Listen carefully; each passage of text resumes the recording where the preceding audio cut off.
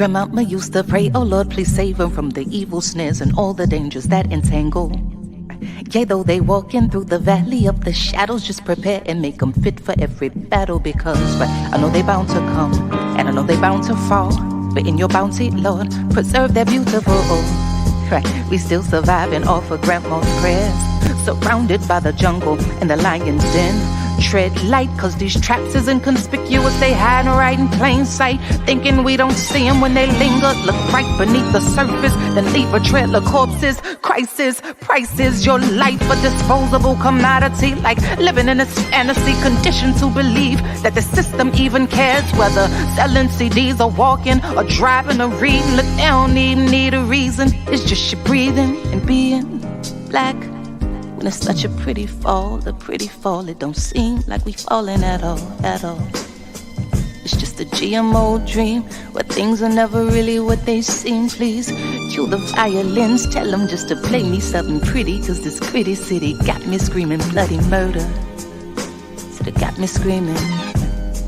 This gritty city got me on some. Look, get your hand up on my pocket. Distraction, so lazy they use the same tactics, like condom with some trinkets. Just don't let them get to thinking. That light bulb gets a blinking. You know niggas and ideas. Oh dear, my dear, you may not know me, but I know you very well. Foresight, they say hindsight is 20/20. Well, tell me something, we gotta see that history is on repeat, and maybe it takes a beat and a melody to speak a little louder than the message in the clouds or the essence in the air. I swear, my God is just so clear that a system driven by fear can never give us nothing but more of the same things.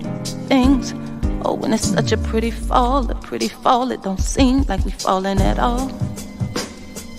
It's just a GMO dream, where things are never really what they seem. Please cue the violins, tell them just to play me something pretty, cause this gritty city got me screaming. It's murder. Got me screaming, got me. This gritty city got me on some.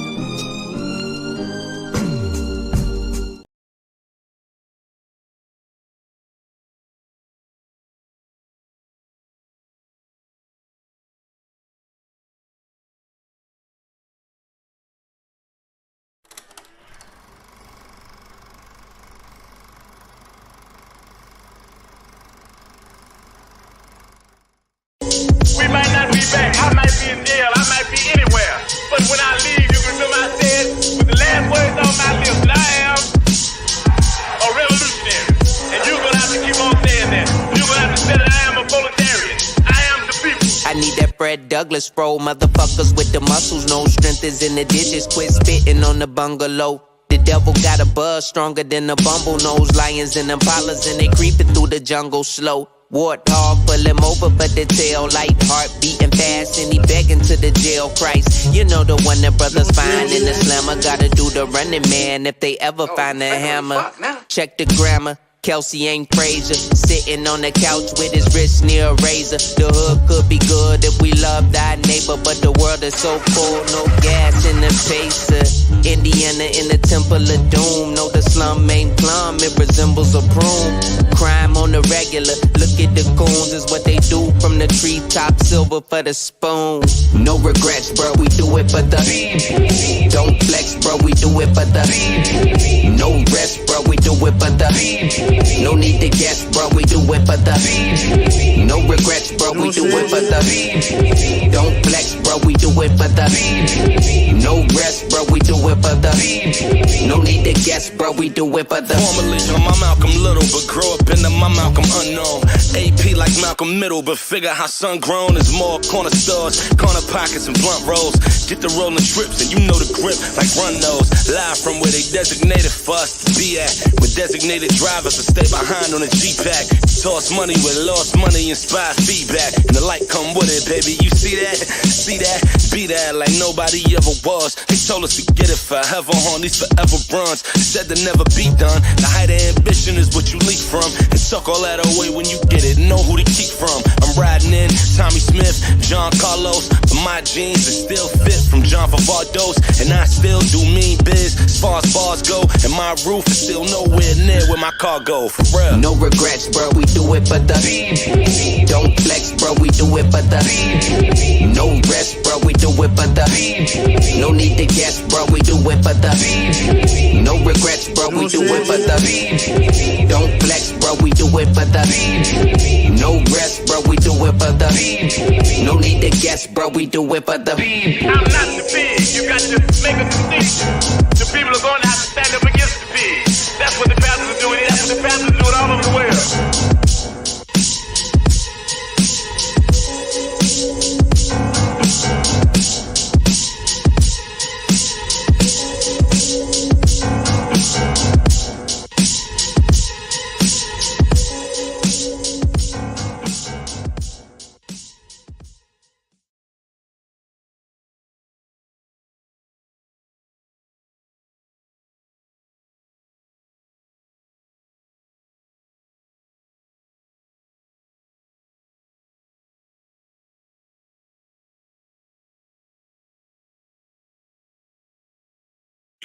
What's happening, good people? We are live and direct. This is RSTV on Black Power Media. The intro was Sonny Patterson for folks who want to know. I know that's the most asked question. The song that was just played was from my family Vintage Tux out of Florida. You know what I'm saying? It's called The People. It is a something that we think might end up being a classic one of these days, but I wanted to introduce you all to Vintage Tux and whatnot. If you look closely, you'll see a couple folks you may know. But anyway, again, this is RSTV. I wanted to yesterday mark the 51st anniversary of the New Jersey Turnpike incident with Assata Shakur, Zayd Shakur, and Sundiata Acoli. 51 years ago. That's hard to even think about that. We know that Zayd and one of the cops transitioned. Zayd became an ancestor. The cop died as well. We also know that Assata and Sundiata was both captured. Assata was shot with her hands up. Assata ended up being liberated 2 years afterwards, after her conviction. And we know that Sundiata Acoli ended up doing 49 years in prison. Sundiata is now 87 years old. We had the opportunity to march through the streets of Philadelphia last week with this good brother. And I wanted to bring on one of their comrades today, a brother who's no stranger to the platform, that's been putting in work for years. I want to bring on our brother and comrade, Dhoruba Bin Wahad. Dhoruba, what's happening, my man? You joined some mute. Yeah. Can you hear me? Peace out, brother. How you doing? I'm good, man. I'm good. I got this picture in the background that we took last week. Looking at just it always amazes me just to see, Sundiata just out. You know what I mean? Because we know that, he was held for so long. And, again, it's a blessing to see that, he's still out here rumbling and whatnot. I wanted to bring you on today to kind of give us some background as to who these brothers and this sister, who they are, what they meant to you, and the connection between police terrorism then and now, also political prisoners, because in this particular picture we're here, we was up in Philadelphia, and we was in Philadelphia for another one of the comrades, Mumia Abu Jamal's 70th born day, who you said is still a baby. You know what I'm saying? Mumia turned 70, you said he a baby, and I told you what he said afterwards. So, but he had some choice words as well. So, you know what I'm saying? But, the love was felt, and, it was good to just to build with him for folks who don't know. And, like I said, I wanted to talk about that. And also, we can't come on here and not talk about what's going on around the globe in over 50 different encampments, university encampments around the country, and another at least dozen going on around the world. We know that the state is trying to, hunker down on it and try to put a stop to it, trying to criminalize and demonize and all that. But I want to start off talking about who these brothers and sisters were, because of the fact that oftentimes we look at folks like Assata as a folk hero. You understand? You have all these folks, Assata's daughter and her third cousin removed and all this other shit that don't really make no sense. But at the same time, you hardly hear Sundiata Acoli, and you probably never hear Zayd Malik Shakur. So I want to maybe start off with Zayd. Who was Zayd Shakur, and what does he mean to you as far as your legacy, your history?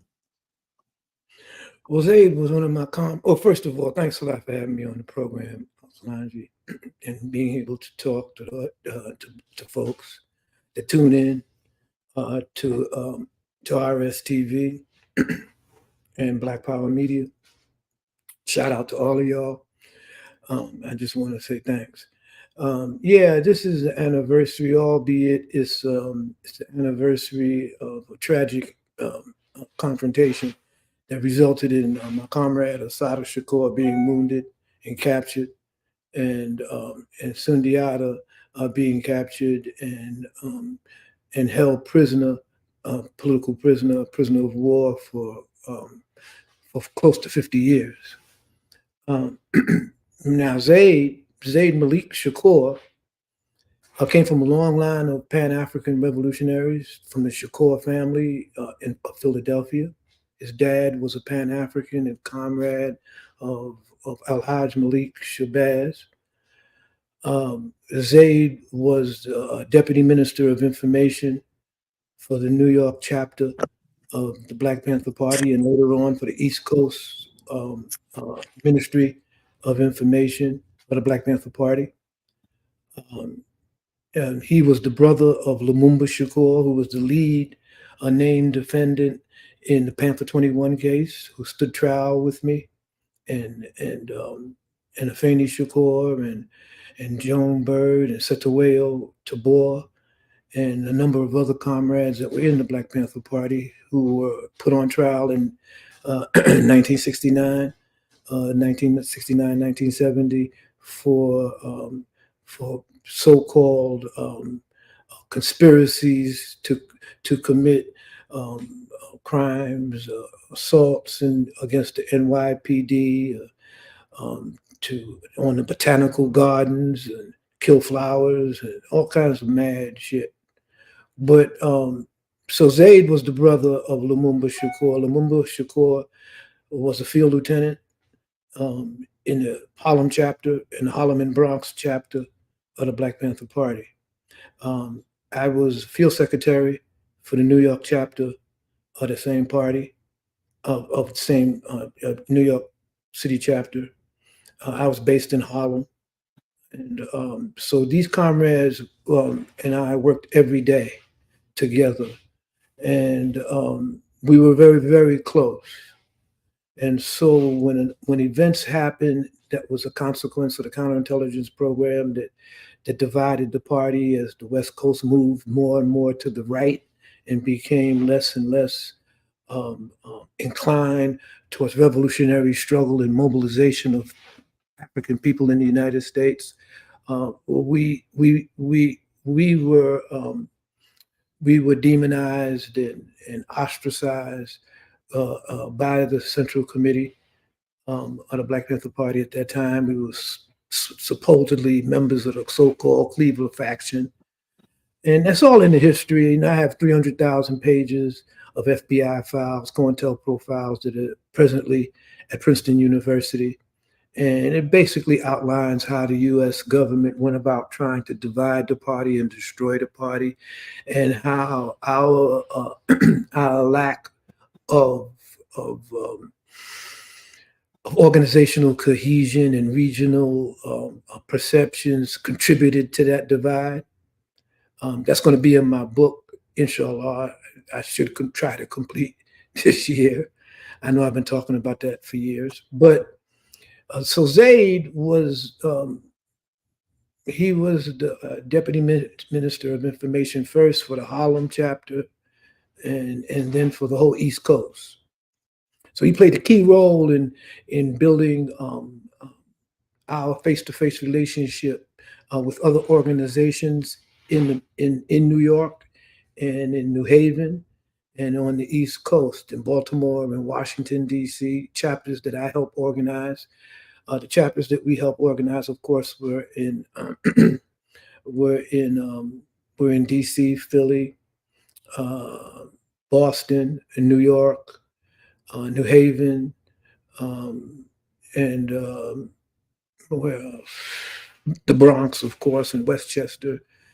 So, in fact, seeing that you mentioned Mumia was an information cadre in the Philadelphia branch of the Black Panther Party. So he was technically, in terms of the command and control structure of the Black Panther Party at that time, he was technically under the leadership or the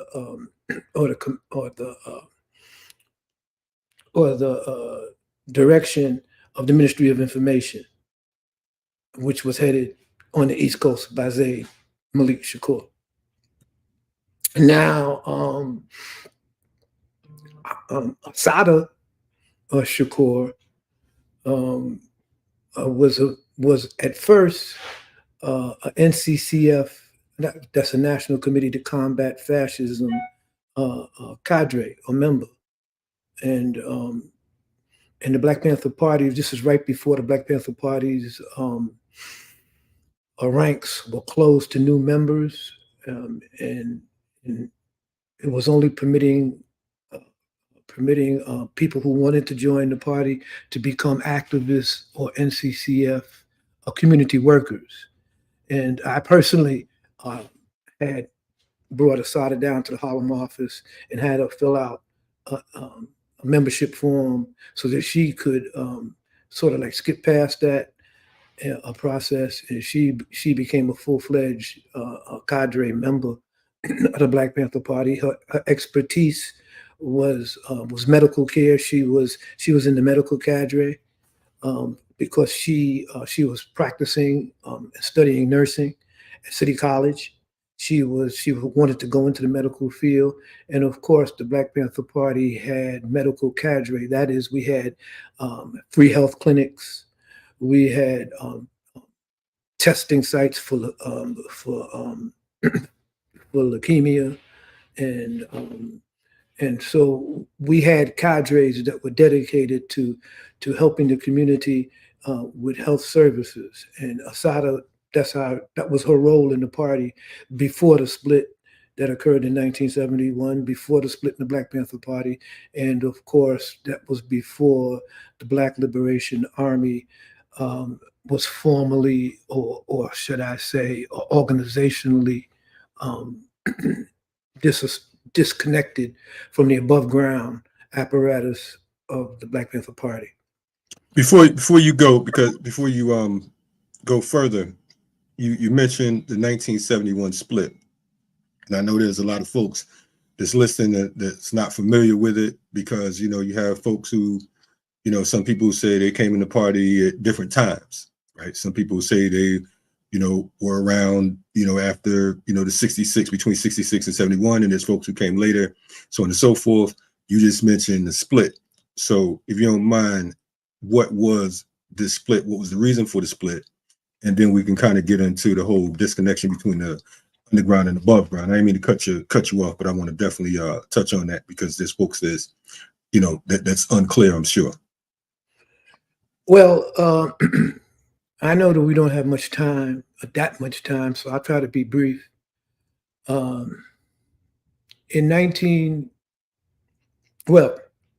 me go back earlier. In around 68, between 68 and 69, before Huey P. Newton came out of the Black Panther Party, the Black Panther Party Central Committee was predominantly staffed and run by Black Panthers from the West Coast. Occasionally, they would call upon chapters and branches of the Black Panther Party to provide cadre power, provide membership power, to work with the Central Committee of the Black Panther Party on the West Coast. And the Black Panther Party on the West Coast was focused initially, and rightly so, after the arrest of Huey P. Newton. I believe Huey P. Newton was busted in 1967 when Dr. King, after Dr. King was assassinated, or before. I have to go back and look at the exact dates and stuff. Yeah, and right before. You're right. Yeah. I'm gonna leave it to you guys in the media to keep the timeline, because a lot of things are, a lot of times I don't remember the dates exactly. I just remember the events and what was happening. So so when Huey went to prison, when he was incarcerated for the killing of a pig in San Francisco, the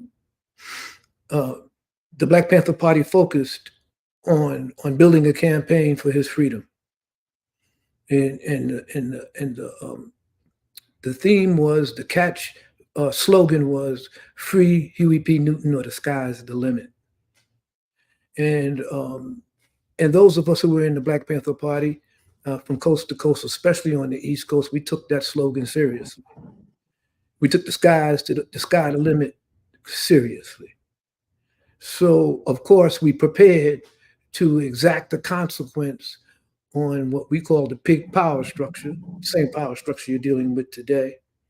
The law enforcement establishment, who have a monopoly on sanctioned and legal violence, the right wing that has a monopoly on extra legal violence. We prepared ourselves to deal with them on the field of conflict in the urban areas, in the rural areas. And so we began to build that type of capacity. We began to arm ourselves, or we felt we would harm ourselves. And the Black Panther Party believed in organized self-defense of the Black community. We believed that Black people had a right to defend themselves from racist attack and from attacks by the state. And there was no questions about that. But we felt strongly that if our leader, Huey P. Newton, who was the Minister of Defense of the Black Panther Party, was executed by the state, then the state we would turn the lights off in New York and Chicago and around the country. And we meant that. That's how we roll. And so there was a apparatus in the Black Panther Party that we called the BLA, the Black Liberation Army. And if you notice, if you read the Black Panther Party 10-point program, it says that no member of the Black Panther Party would be a soldier in or enlisted in the United States military. The only army that Black Panthers could join, that they could be a part of, was the Black Liberation Army. And that was a clandestine formation. We didn't, that aspect, that security aspect of the Black Panther Party was not in the offices of the Black Panther Party, although we contributed to the defense of our offices. Most offices of the Black Panther Party were fortified because the police had attacked on several occasions our party offices and shot them up and arrested Panthers. And so we always fortified our main offices. Our Panther pads, Panthers were collective. We believed in socialism, and we believed in sharing our struggle as a family, as an extended family, so to speak. And so we had what we call Panther pads, or apartments and buildings in which the Panthers who were active, who were members, who got out into the field and did the work in the clinics and the free breakfast programs, this is where we live. This is how we live. We lived together, we fought together, and in many cases, we were captured and died together. So there was this campaign to build support on the left and in the progressive movements for the freedom of our leader, Huey P. Newton. And so as the trials progressed on Huey's behalf, the federal government had a concerted effort called a counterintelligence program to disrupt this campaign, to alienate the Black Panther Party from other left progressive movements by labeling us as anti-Semitic, by labeling us as anti-white, by labeling us as anti-law enforcement, anti-police, and all of these things. So they had an active propaganda and campaign. And in this campaign, they had several categories. One of the categories that they had was to list the leaders of the Black Panther Party in every area, in every city in America where there was a Black Panther chapter. And the leadership was highlighted, was targeted for neutralization, demonization, or otherwise incarceration.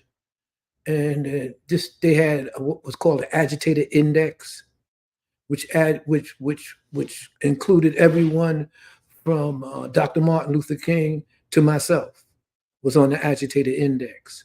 They had the Black Nationalist photo album, which they had pictures of every Black Panther Party leader from the local to the national level that was circulated to law enforcement for surveillance purposes and for harassment purposes and for targeting. They also had a Black Nationalist index that was used to identify Black leaders, and they gave these types of information to local prosecutors in order to go after Panthers in every city. Now, having said that, this was a program we assumed that the enemy was carrying out, but we didn't know it. We didn't know exactly how it was formulated. And what they did is they used different techniques. They planted stories in the mainstream newspaper, much like they're doing today, about the protesters around Palestine and defining them as anti-Semitic or violent, when in fact that's not the case. They would plant stories about Black Panthers who were supposedly stealing money from the Black community or intimidating and blackmailing retailers and stores. They went into the churches and they tried to enlist the pork chop preachers and progressive clergy to not allow the Black Panther Party into their churches, not to allow us to set up breakfast programs or health clinics in their churches. They told them that if they did so, you understand, they would be targeted for income tax and different types of crimes by the federal government. So there was this broad concerted effort to demonize and isolate the Black Panther Party and to undermine the Free Huey campaign, the Free Huey P. Newton, and the Panther political prisoners Panthers who were getting arrested almost daily and thrown into prison. And we had to get lawyers for them. We had to build support for them. We had to help their families. And this became an extreme burden on the Panther Party. And the major source of income for the Black Panther Party, of course, was the Black Panther Party newspaper. And New York, Chicago, and Boston were one of the major sources of income from the Black Panther Party community news service. We had the biggest circulation in New York and Chicago, Philly, and Boston on the East Coast. And so this revenue flowed, of course, to the Central Committee. And it was the Central Committee's distribution center in California, and a portion of it was kept in the local chapters to finance our operations. Well, the federal government, FBI, CIA, and all of them, they targeted these activities. They sought to disrupt the distribution of the Black Panther Party newspaper. They would misdirect our shipments. They would send them to Canada somewhere so the paper wouldn't come out on time. Sometimes they would just hijack the shipment entirely and destroy it, you see. And then, of course, the central office would say, we sent you 5,000 newspapers, so you owe so much money for these newspapers, because otherwise we can't print the next edition. Well, of course, if we didn't have the newspapers or if they didn't come on time, there was no way we would have this money, you see, to send. So this became areas of contention a lot of times between national headquarters and the various chapters. But we handled it. We struggled with it. But the government used those types of contradictions. They would send letters to the leadership on the West Coast saying that those of us on the East Coast didn't respect them, or we didn't follow their instructions, or that we did this or we did that. And then they would send letters in reverse to the East Coast saying the Central Committee is going to do this and going to do that. This was their job. This is what they were doing. This is what they always do. This is what they're doing today as we speak. And so this began to have an impact. There were informers, of course, in the various branches and in chapters of the Black Panther Party. Some of these informers were state informers. They were undercover agents of, say, the local police forces, local law enforcement, and some of them were federal informants. We know about Fred Hampton and the informant that got him killed, that gave the police a layout to the Chicago Panther Pad, and gave it to the police, who then went on to assassinate and murder Fred Hampton. What a lot of people don't understand is that the assassination of Fred Hampton and the incarceration of the Panther 21 and all of those events were related. And they were related. They were related in the sense that as the Black Panther Party grew, there became increasing pressure on the Central Committee of the Black Panther Party to become more representative of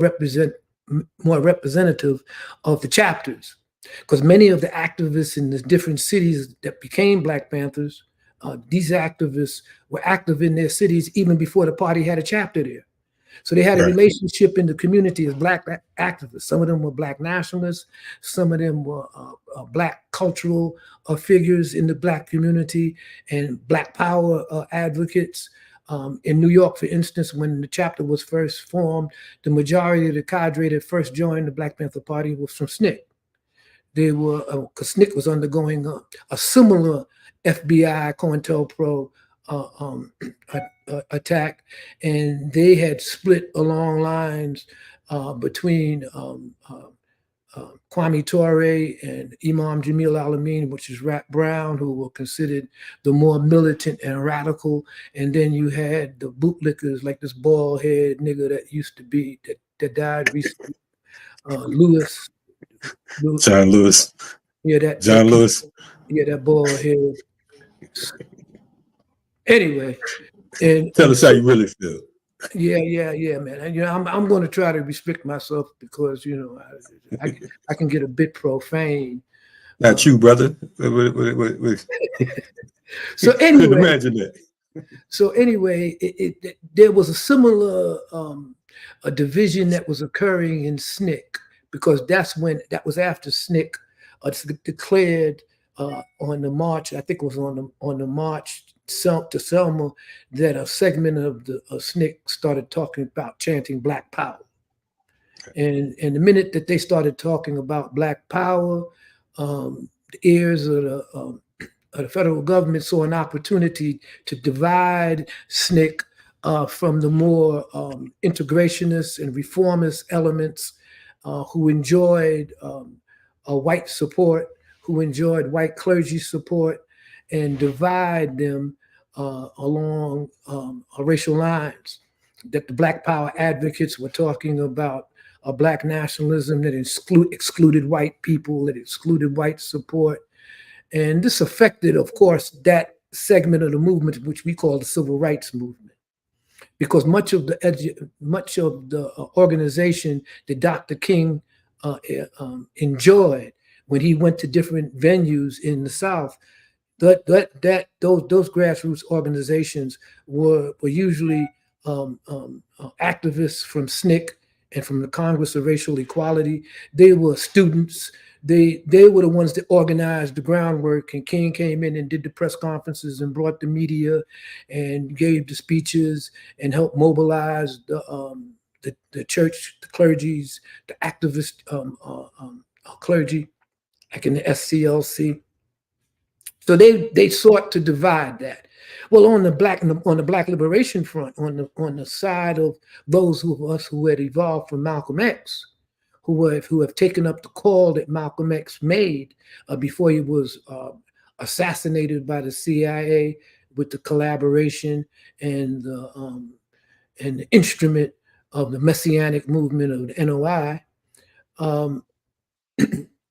They attempted to divide us as well.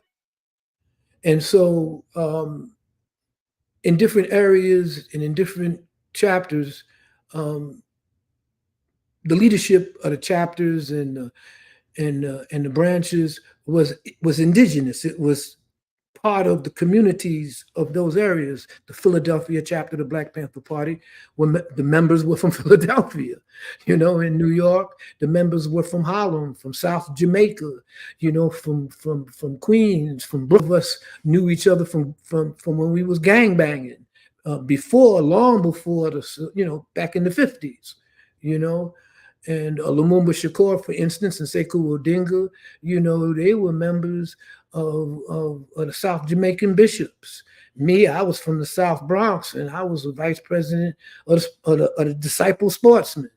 I remember you and Sundiata. I mean, not Sundiata. You and Sekou talking about that. Y'all was having a return to back in the day. Talking about whose gang was the toughest. This is true.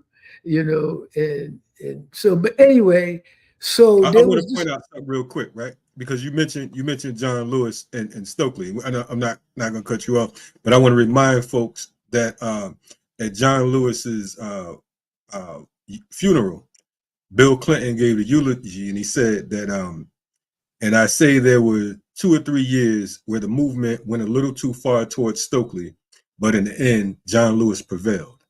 You know what I'm saying? Yeah, so that kind of shows you. But you can go ahead and get down. I just, while that was on my mind, he brought the black activists back to the plantation. But right. So what was happening though during the Free Huey campaign, I kind of digressed. I just wanted to set a larger picture of how the counterintelligence program was working at that time on a number of organizations in a number of areas. And so when right before, when the Black Panther Party members were captured and arrested on April 2nd, 1969, it started a wave, a series of events. It led to a series of events that culminated in the assassination of Fred Hampton, that culminated in the arrest of Bobby Seale in New Haven for murder, and his subsequent trial and the conspiracy trial of the Democratic Convention in a so-called Chicago 7 case, and it culminated in a contradiction between the chapters of the Black Panther Party who felt that the Central Committee was not in touch with the chapters, that it was just taking advantage of and exploiting the chapters for finances, for resources, in order to deal with those cases and those individuals that Central Committee thought were important. And that's not to say that the Black Panther Party in New York had a problem with the Free Huey campaign and contributing money and raising money for Huey.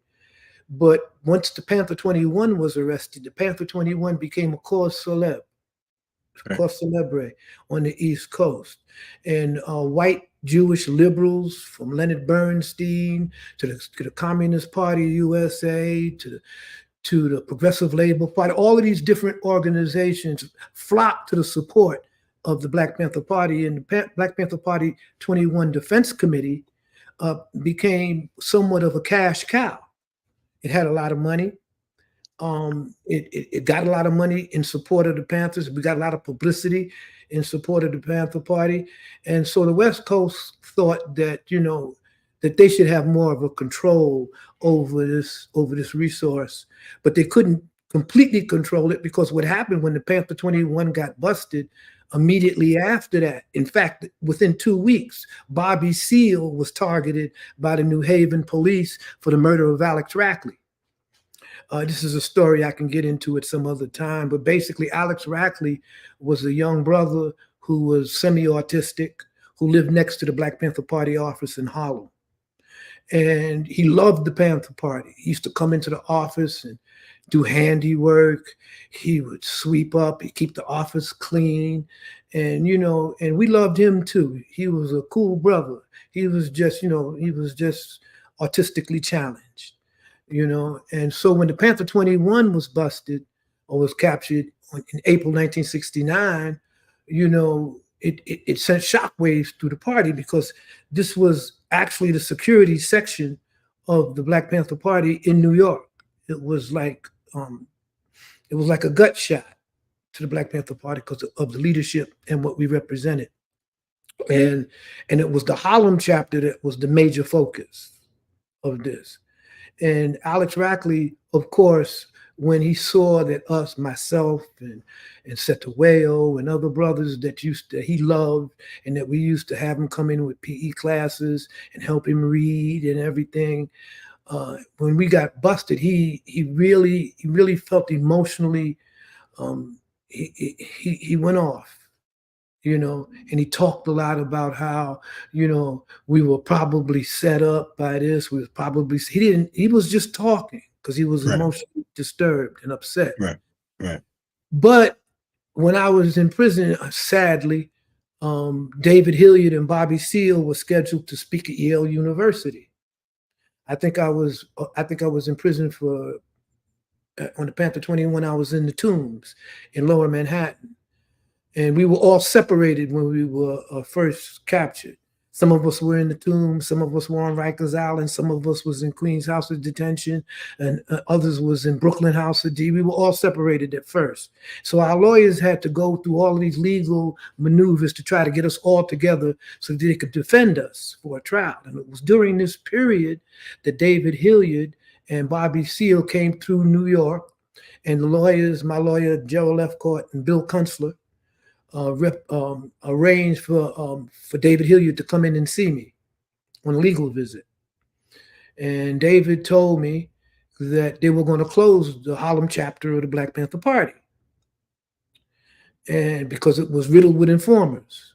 That New York was going to be shut down because it was riddled with informers, but specifically Harlem. And I pleaded with David that to do so would be a tragedy, would be a tactical and strategic mistake, because Harlem was the center of Black nationalism, was the center of Black culture. This is where Marcus Garvey organized. This is where Malcolm X spoke on the corners of 125th Street and 7th Avenue. This is where, you know, this is where, you know, the idea and the notion of Black self-determination, of cultural renaissance, was Harlem. And Carlos Cooks, folks like that. Yeah. Carlos Cook, Alumbe Brath. And I said, you can't close this office, David. It would be a strategic defeat, you know. So he told me that, okay, he'd think about it. And he went to New Haven for the speaking engagement with Bobby. Now, at that time, there was an undercover agent. I forgot his name. George Sams. Crazy George Sams. Yeah, you see what I'm saying? This is your purpose, man. Y'all got to come up with these. Man, stop putting me in a journalist joint. I learned from you. Yeah. George Sams, this piece of shit. Right.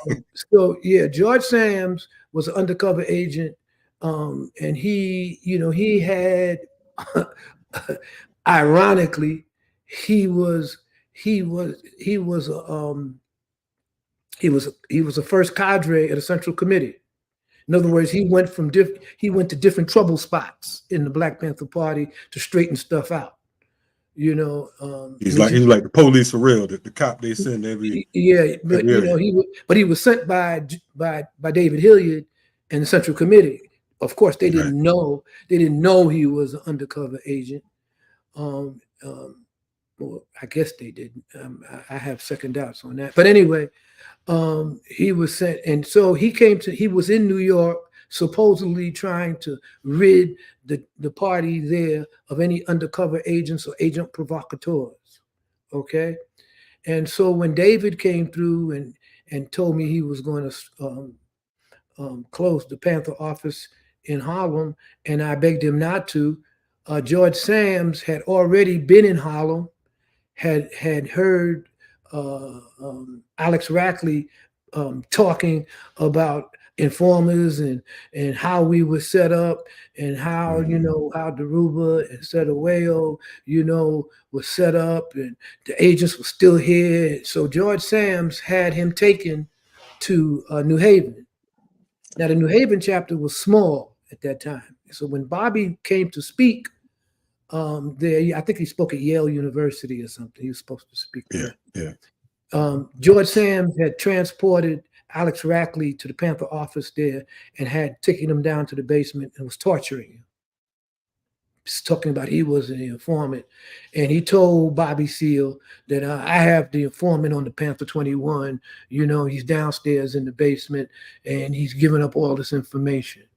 So Bobby Seale, who was the co-founder of the Black Panther Party and the chairman of the Black Panther Party, went down to the basement and saw Alex Rackley in, I imagine, a very physically abused state, and he didn't want to have anything to do with this. So Bobby told George Sams, you handle this, and he left, right? And George Sams had Alex murdered, had his body thrown into a river, and of course, being an informant, the police recovered the body and said that Bobby Seale is the one that ordered the murder of Alex Rackley, and there was a warrant out for Bobby Seale, and Bobby had to report to New Haven, and he was incarcerated in New Haven for the murder of Alex Rackley. So now the Black Panther Party Central Committee had a dilemma. We still had the Free Huey campaign, and the co-founder of the Black Panther Party, Chairman Bobby Seale, was now being railroaded in New Haven on the East Coast for the murder of Alex Rackley.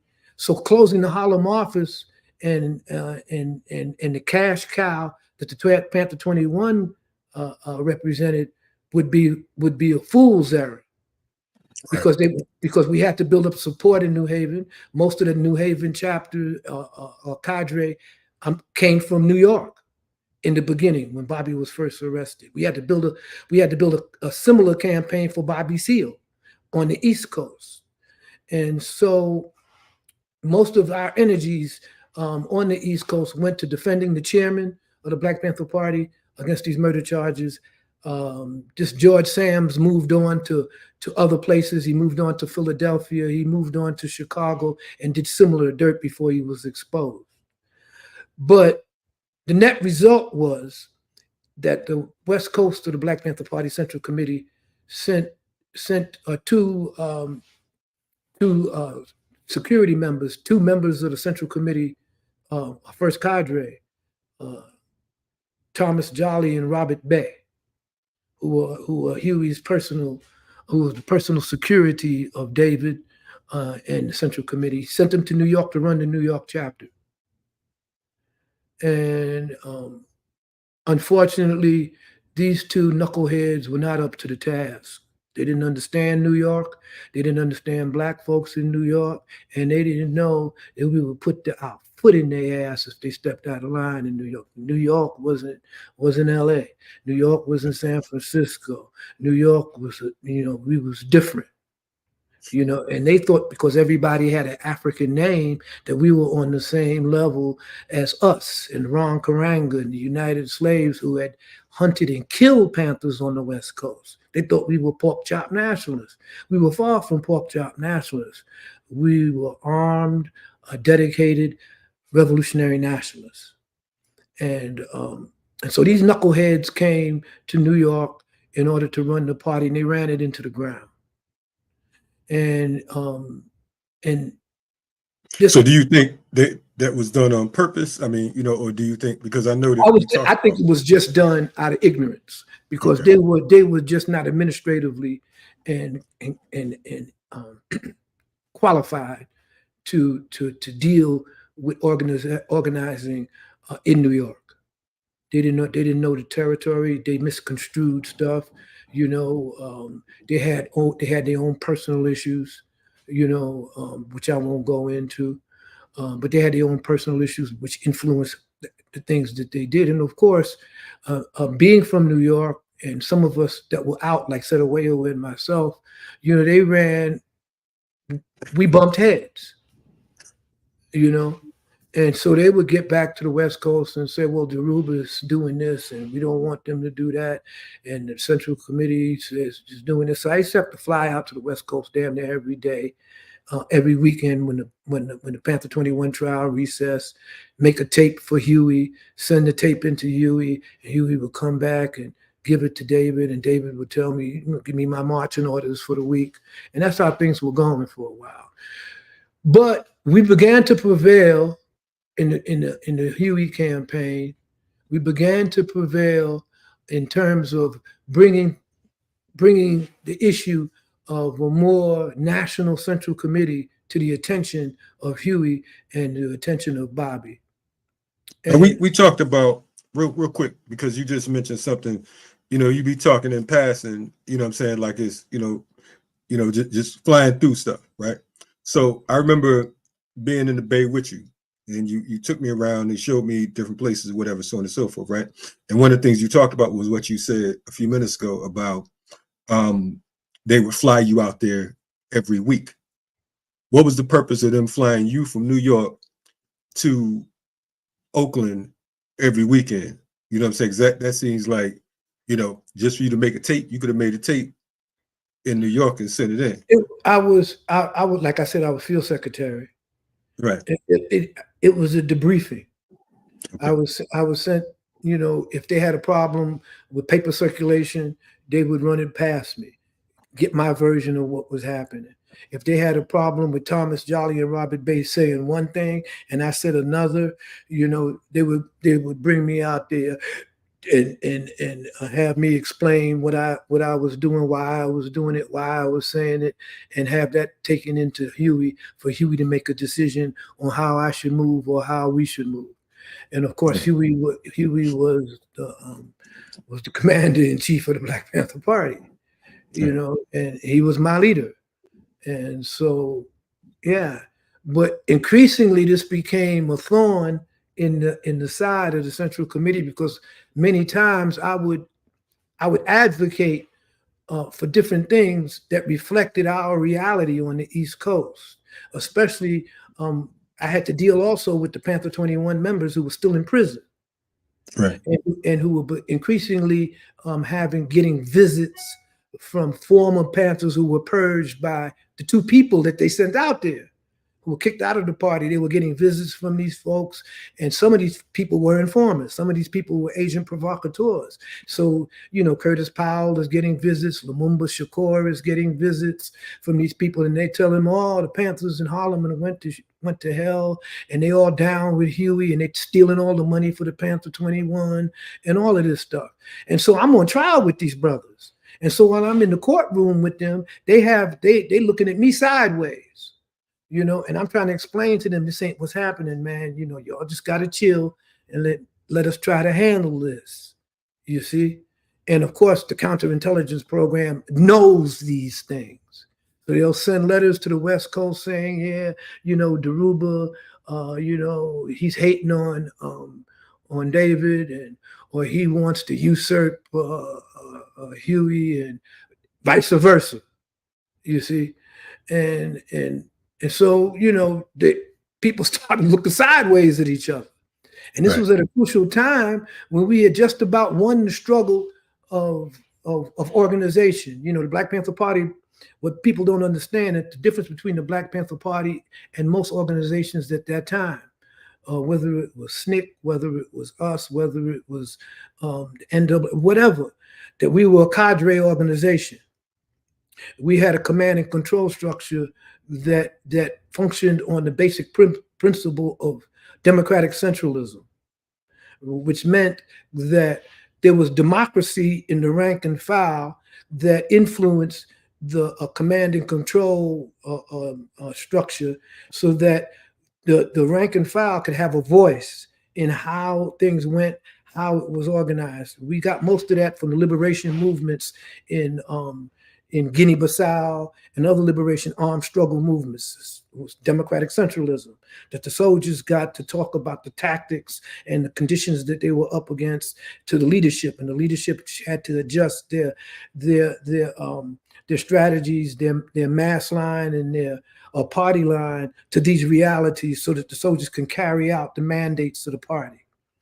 And so that was the difference. The Black Panther Party was a cadre organization. It was a militarized, organized cadre. And so we began to prevail that maybe Central Committee should avail itself of leaders in the various localities and have them out on the West Coast to advise and to contribute to the national strategic strategy of the Black Panther Party. And it was at that point that the enemy realized the danger in this, and they made certain moves. And one of the moves that they made, because the people that were being chosen for this role were being called First Cadre, Central Committee First Cadre. The people that were being chosen for this role were the different leaders in the other cities who had been activists, who were in leadership, and that they would then become the advisors of the Central Committee on a daily basis. So as First Cadre concept was being built, the FBI figured that they had to do something about this. And one of the things that they did is that they used the Panther 21 in prisons, alienation from what was happening outside, to denounce Huey P. Newton once he got out of prison, to denounce him as no longer the real leadership of the revolutionary Black movement, that in fact that this leadership had moved to the white left, to the SDS, and to white leftist other organizations. And this is something that I begged them not to do. I begged them not to do any of this. And but of course they didn't listen to me. They thought I was, just speaking from a position because I wasn't in prison.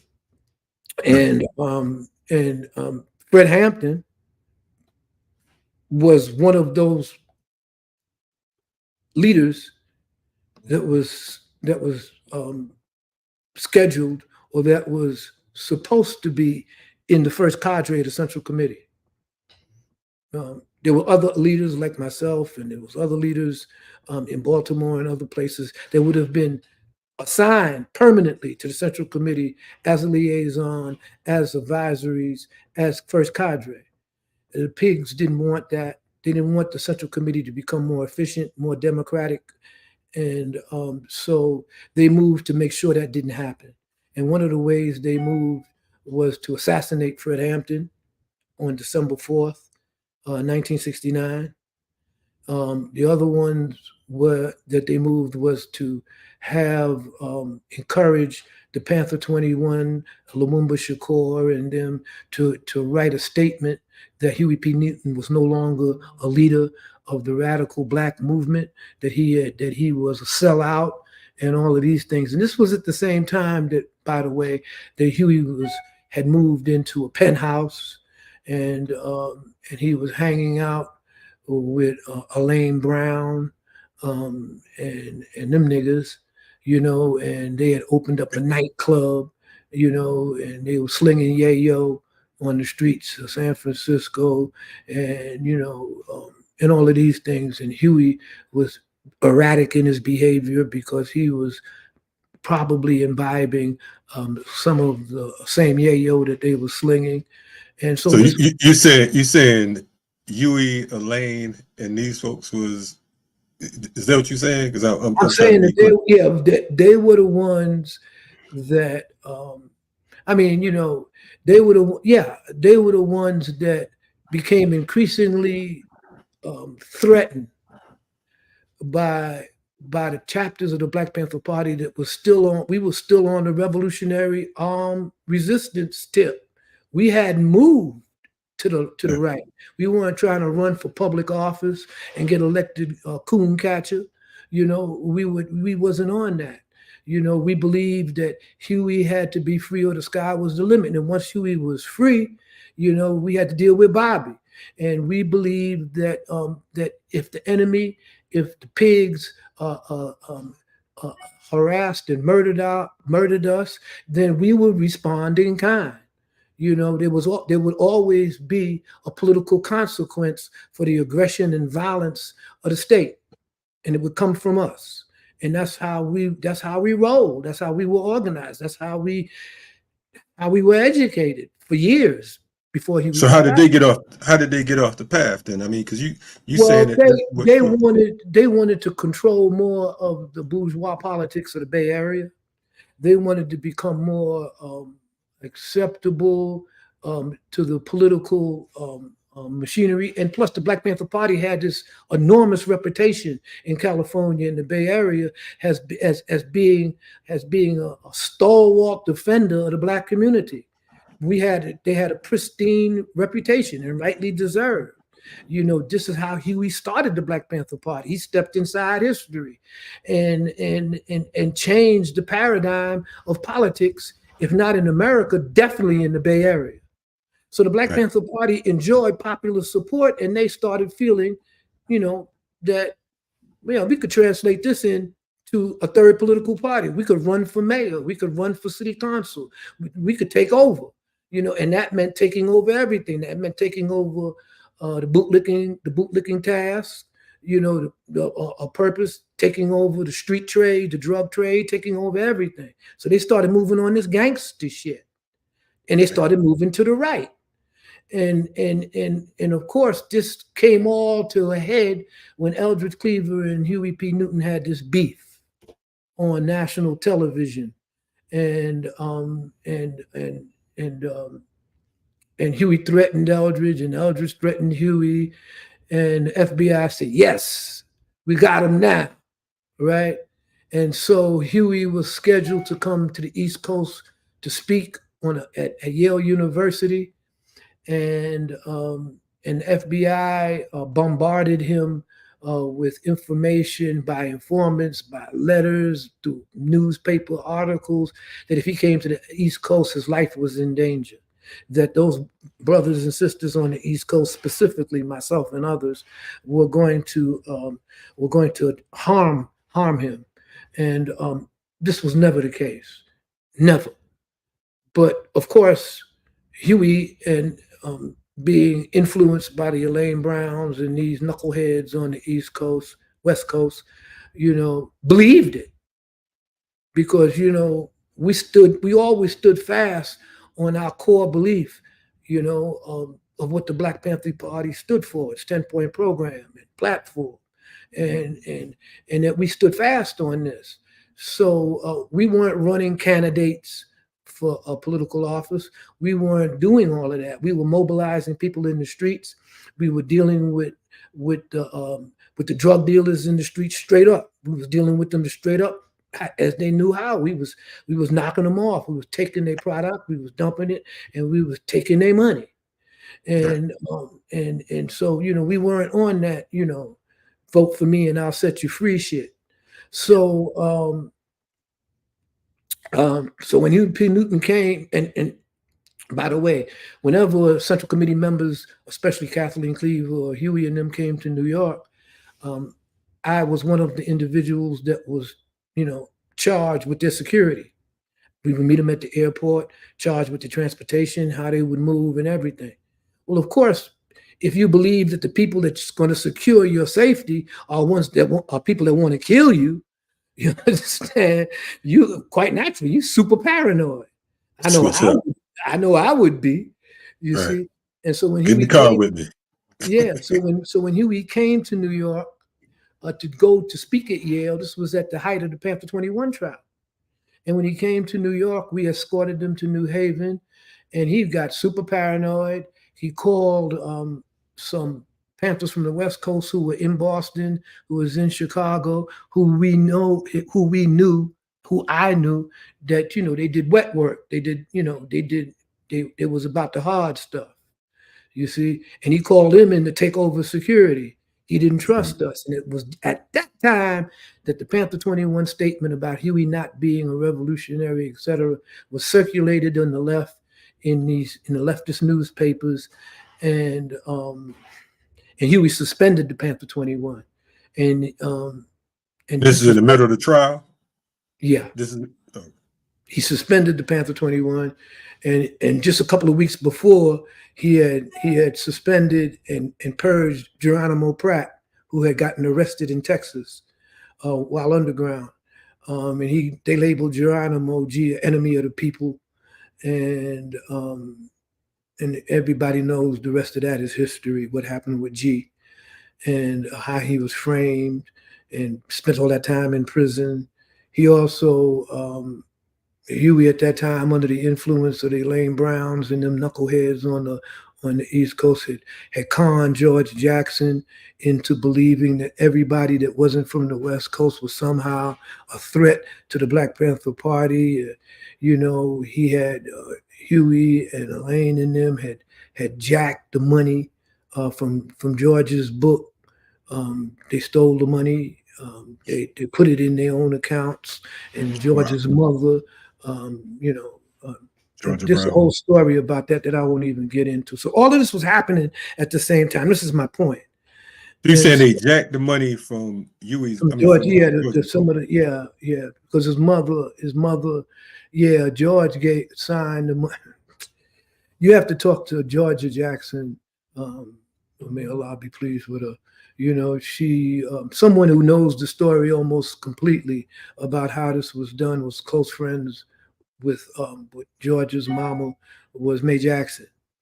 And Mae Jackson was in SNCC at the time and all of this stuff. But that's a whole nother story that I don't want to get into. But George, initially, when the split jumped off, he was rolling with Huey and them until he found out about some of the gangster stuff that was going on in the community, how BGF members were coming out and being used as enforcers, for the party on the West Coast, and how Huey done got crazy paranoid about because he was on drugs and all this crazy stuff. But more to the point was because we're talking about the split. I didn't mean to go off on all of this. No, it's all good, because you already know, you and I get together. We talk about cookies. Next thing you know, we talk about.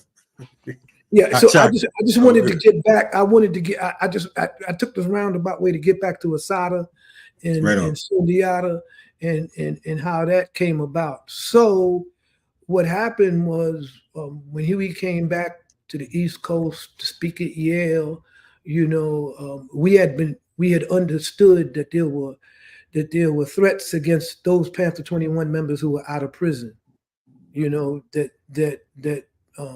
The West Coast believed that we meant them harm, and so they had put out a contract. When I say contract, I don't mean that they're going to pay people, but they put out, I guess you would call it a hit on all of us who were in the Panther 21 who were out of prison because of what the Panther 21 in prison did, in which we tried to get them not to do. And so we were forced in the middle of trial to go underground. That was all of us. We were prepared to do that. We had made preparations to do that because none of us were about to go back to prison if we got convicted. Right. So we had made the necessary preparations. All of us did. Afeni Shakur was down with the preparations, Jamal, myself, all of us who were out of prison. But when it came time for us to make this move, because of what happened with Huey and what happened with the Panther 21, it was when he came back to the East Coast and he changed security, and we saw that the very members that he had brought in to secure security were the same ones that would be used to, to neutralize us. We realized that we couldn't continue to be in a position of going to court every day and being exposed like that. And so we all decided that we were going to um, go underground, um, and but all of us didn't. Fanny chose not to. She didn't want to. She didn't want to leave. She didn't want to And do that. shout out to Afeni. The anniversary of her death was yesterday as well. Ironically, the same day as the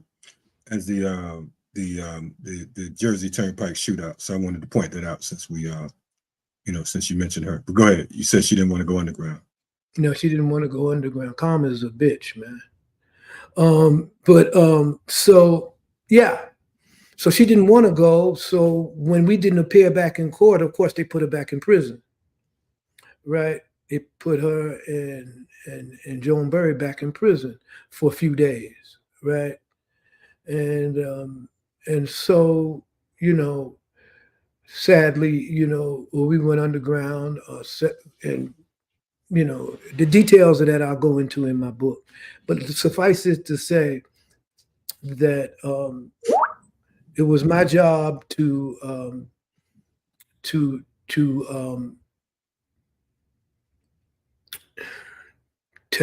help organize the East Coast cadre that had been recruited as the BLA, that had been established as the BLA. We had safe houses, we had different facilities, and we had community support for us. There's a lot of community support for the BLA that people don't really understand. And these were ordinary working people.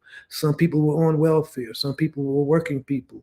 We had support from doctors and teachers and everything. So when we didn't show up in court, it was this network that we fell back on, Right. that we went into. And it was this network that Assata was a part of. Like I said, she was medical cadre at first. And so her job, of course, was to secure our access to updated medical care. In other words, if one of our comrades were wounded or hurt in action, we were able to take care of this comrade without having to go to the hospital and report it. So we had underground medical care facilities, and if our facilities couldn't handle it, if it was more than a flesh wound and we couldn't handle it, then we were able to utilize the facilities in Lincoln Hospital or Harlem Hospital on the down low without anybody really knowing it, but those doctors who supported our movement and our cause, who believed in Black liberation. People did what they could do where they were at. And this is a lesson that we should understand now. Everybody got a role to play. And we got professionals in our community that could support our struggle. And they have to be organized. They have to be politically educated and motivated.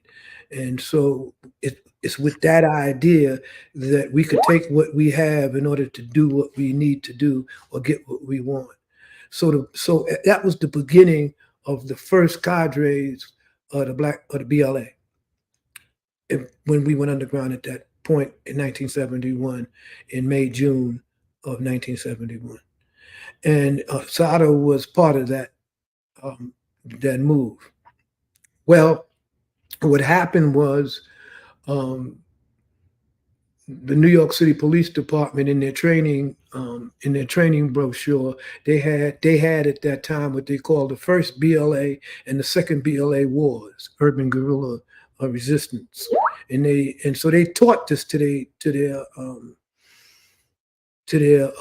police, to their police recruits, and so the first cadres, like I said, that were in the BLA came primarily from San Francisco, New York, Philly, Baltimore, and Boston, and Washington. So we had safe houses. We moved in that way. Our primary source of income was expropriation of from drug dealers, were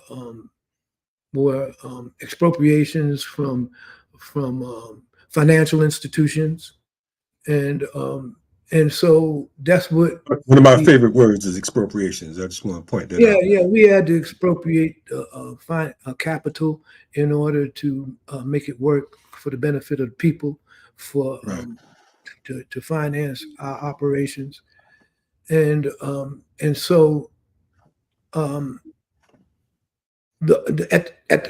at the same time that we did this, the government moved away from the counterintelligence program to a program of urban guerrilla suppression and repression, and that's when they came up with so-called investigations like New Kill, which stood for the new killing of police officers, and that was formed by Nixon and Haldeman and the FBI, J. Edgar Hoover. They met after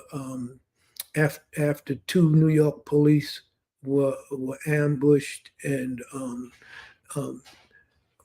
in front of Hogan's premises, and two others were killed. And they were they met in Nixon's White House, and they said, well, we have the beginnings of an underground urban guerrilla movement in the United States, and we got to try to nip it in the bud. And the primary suspects in this movement that we have to nip in the bud are former Panthers, members that were part of the split in the Black Panther Party, who weren't running for political office. So we were considered targets of New Kill, even though there was no evidence that we had anything to do with any of these things. Right. And so they started New Kill. Then they started. They got a whole. They believed that Assata Shakur, because we had females in the BLA, and they had the same role as men. They took the same risk, and they performed somewhat different functions because of the agenda, but at the same time they suffered the same targeting, and the police had no compassion or no compunction against killing them than they had against killing me, a male. It wasn't like that. And so Assata was in the first cadre of the BLA from its beginning in June 1971, and most of her cadre that came from New York and the Washington Heights area, and most of them, some of them were killed in Florida, and some were captured in Atlanta. Then they escaped from Atlanta, and so they were decimated in a way. And so another level, some new cadres that had been trained, that had dropped out of the party and went underground, they began to take up slack, and that's how Zayd and Sundiata, because Sundiata was in prison when all of this happened. He didn't get out until after the 21 was acquitted, which was in May of 1971. That's when him and Lumumba got out of prison. So initially, they weren't BLA cadre. They were they were Panthers who were purged from the party while in prison, and they came out. And so some of our comrades who still tried to hold together the different sections, of course, they became involved with them. And to make a long story short, that's how Sundiata and Zayd, who was the former Minister of Information, wound up in a vehicle on the turnpike with Assata, who was propagandized by the state as the queen mother or the mother hen of the Black Liberation Army. That's how they wound up with her at that point, in making them transit, move on the turnpike, and the rest, of course, we know about as what happened 51 years ago yesterday. They were stopped, and Assata was captured. Zayd was murdered, and Sundiata was captured. So that was a target, you think? I mean, you know, I know you talked about Chess Rob before, and Assata's whole piece. You know, they were stopped under the for an alleged broken tail light or faulty tail light or whatever they said. What's your thoughts on that whole stop? Do you think that was by design, or it was just Well, a we have to understand the conditions at the time. The New Jersey right? Turnpike was notorious for stopping black folks driving while black. You know, it was notorious, and this was the height of militancy and urban guerrilla activity. So all black folks, any 2 or 3 in the car, was always suspicious. First of all, second of all, Assata's picture was in every post office, every police station, and even in the police cars and the police vehicles. You know, she was a prime target of the police, and this was not just on the East Coast. This was nationwide. Okay, so her So being she was who they pretended Angela was. I'm sorry. Go ahead. yeah, sort of. Yeah, I mean, she's what Angela, intellectually might have wanted to be. You know, but Assata was the real deal, and by this time, she had been ripping and running for over a year. You see what I'm saying? With the underground, she was helping to train new cadre. She was a liaison with those brothers and sisters who tried to keep the Panther Party alive in New York under the auspices of Right On Publications, and was still working out of the offices, and the young brothers and sisters that came after us, and that included Sophia Bukhari and all of them, Sophia Bukhari and Asante Alston and these brothers and sisters who became part of the BLA. They were in a different itineration of the BLA as it continued to struggle and fight. We still got new soldiers. We still had other old soldiers who escaped from prison and then trained and started different sections, like Kimu White and Twyman Myers, and some of these brothers were never even in the Black Panther Party. You see what I'm saying? And That's important that you mentioned that, because, and not to cut you, but I remember when we had you and we say rising power to our brother Blood McCreary and Sekou. That's one of the things that Blood stressed as well, because folks are under the assumption that if you were a part of the BLA, that you was in the Black Panther Party. And, I definitely, if you don't mind, just touching that for a second, because I think that, again, there's this, revisionist history, and then you have different folks who are rewriting things and saying, okay, this means that means this, and it wasn't the case. So that's true, because folks have to really understand that the BLA wasn't just this entity that sprung out of the Black Panther Party's cadre, rank and file cadre. The Black Panther Party was a part of the Black community. We sold newspapers in the Black community. We used to take family and members to prisons to visit their children in the Black community. We were in the churches in the Black community. We would sit out and play checkers in the park with the homeless, and we was in the after hour spots and the pool halls with the gangsters. So we were an integral part of the Black community, and as that, our persona, our ideology, we always politically educated those who we were around. And we always understood that everybody, if we understood everyone's limitations, then we would never have expectations of them that they couldn't fulfill. So therefore, we would hardly be disappointed. And so what happened, the same people that we sold newspapers with, we would come up and down the streets with in the summertime, and we would hang out in the park with or go to the pool with. These were the same people that when we went underground took us in. They would help hide us. They would transport us.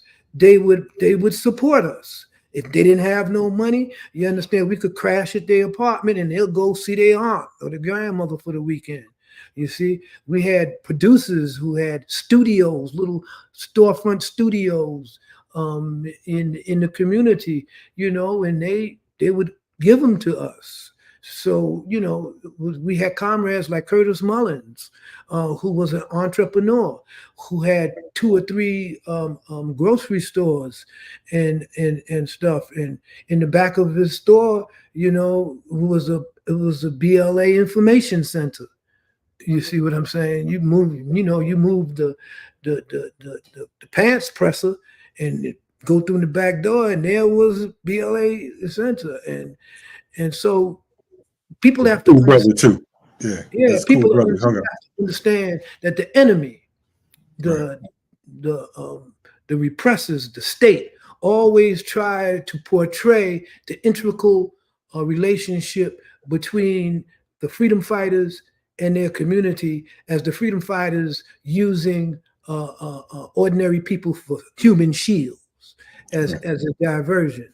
No, we were part of the community. The BLA was part of the community. When we went to prison, we educated the prisoners that we were in. That's why they always tried to isolate us in prison. So if a brother was making parole, you know, after he spent a year with me, he went out and I would send a message out, you know, so-and-so was cool. And he wound up in the BLA. That's what he wanted to do since he got out of prison. Payback's a motherfucker, you see? And so, you know, those who don't understand this, they can go back on YouTube and look at something like the Battle of Algiers to understand how the so-called criminal element, the so-called street dudes on the streets who would rather punch a cracker in the face than punch his time clock. You see, they were the primary source for the arms front of the Black Liberation Army. These were the soldiers. They just didn't have politics at that time. It was just hustling and hanging out on the streets trying to make a living. But once they got politics, once they understood how the system had marginalized them, how the system has treated them and their family, they wanted to get back. This was not only a subjective matter. This was an existential. This was an existential reality of Black urban oppression and exploitation. The Black Liberation Army, just like Hamas, cannot be eradicated from the Black community because it lives inside the hearts and the spirits of the Black community and those in the Black community who would resist, who would fight that oppression, who would challenge the armed agents of the state on the streets in broad daylight or in the pitch of night. So it's a delusion to think that every member of the BLA that would later come after us all came from the Black Panther Party. Because by then, the Black Panther Party had moved so far to the right, you know, that they were talking about revolution pending pending freedom. What was this? Survival pending revolution. Yes, survival pending revolution. Survival pending revolution, which has a logical ring to it. You got to survive in order to conduct a revolution, which is true. But they use that as camouflage for not resisting anymore against the armed agents of the state. That in fact that they were going to become they were going to become part of the new and evolving comprador class, the one that we have today, that only analyzes or deals with the system based on the realities and the definitions of the system. In other words, if we, as Orasani Burton pointed out in The Tip of the Spear, which I recommend your listeners read, he points shout out, out to Orasani. Yes. Yeah, he points out that white supremacy is a delusion. It's a contradiction. It's a lie. But it has been invested with power and military might and religious zeal to the point where there's people who actually believe it and carry it out and try to enforce it. So for us to engage in history from the point of view of the white supremacists, from the point of view of the colonizers, then we are engaging in a delusion our goddamn self. Right. We have to engage in the struggle based on our assessment and our understanding of our own radical tradition, of our own history of resistance. Amilcar Cabral pointed out succinctly that African liberation against the Portuguese, against the colonial powers, was the Africans' return to their own historical continuum, a continuum that was interrupted by the colonization of Africa and Europeans who put us in their historical continuum as footnotes.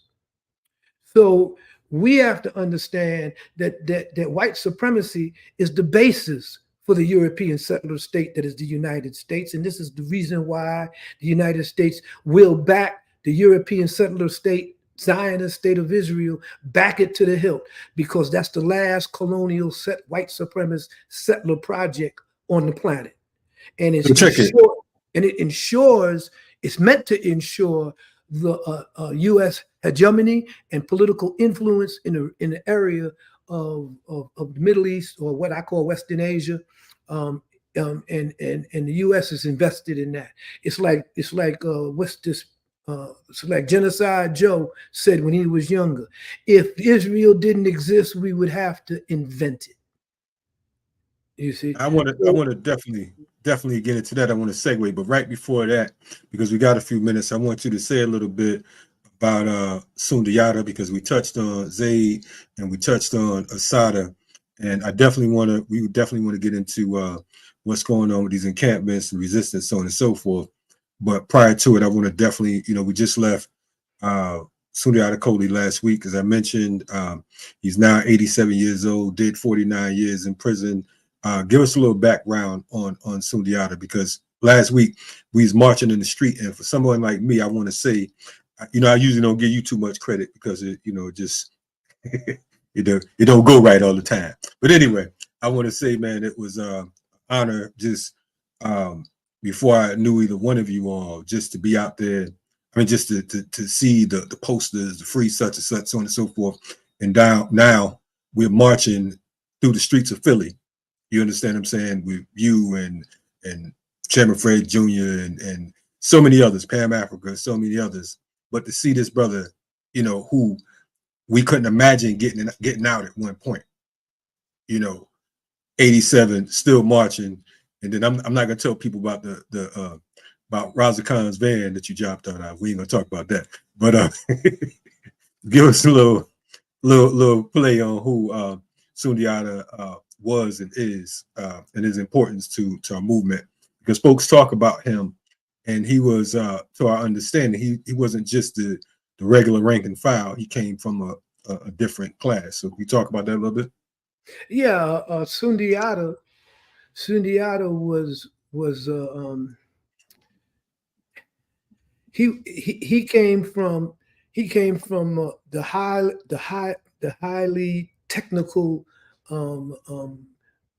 class of Black experts that were key to the U.S. space program. Sundiata was highly educated, highly proficient in technology, and so he came to the Black Panther Party clearly, not because he came from the streets, not because like me, he just hated bullies, and the police were the biggest bullies that we knew.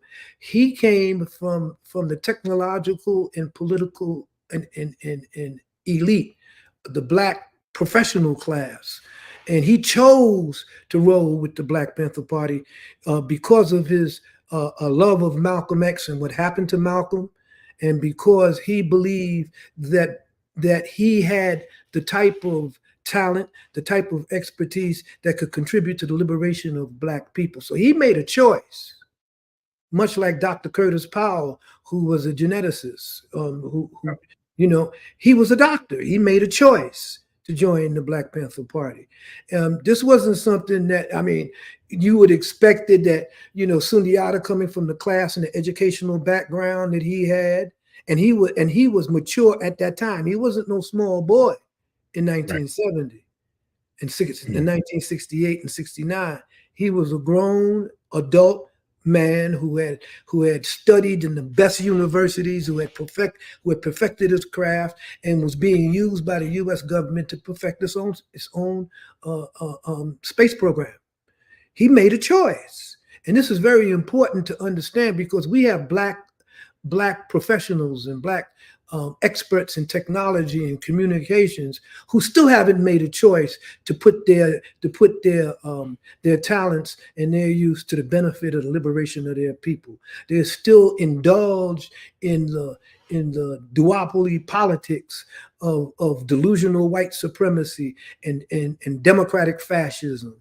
And they believe in their own individual talents could take them to the top, and they can be recognized, and in recognition of them, then all black folks are recognized, and then they could open up a foundation and give back to poor people in the black community. That delusional bullshit, you see. But it's all based on individualism, you know. And Sundiata, you know, he didn't buy into that individual professional approach to empowerment of black people. He felt that he could contribute to the party, to black folks, by being on the front lines where the tire met the road.